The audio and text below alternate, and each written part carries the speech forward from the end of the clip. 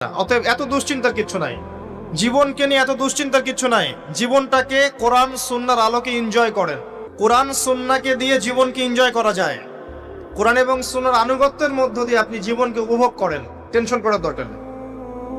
মনে রাখবেন, আল্লাহ যদি আপনার সাথে থাকেন এবং আল্লাহ যদি আপনাকে কবুল করেন, পৃথিবীর কোনো শক্তি নাই আপনাকে টলাবে।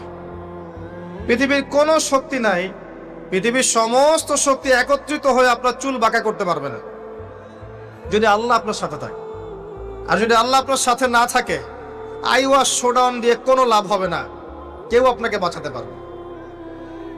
অতএব আল্লাহকে আপন করে নেন, যার যার হক তাকে তাকে দেন, নিজের হক আল্লাহর কাছে চেয়ে নেন, ইনশাআল্লাহ আপনি সুখে থাকবেন।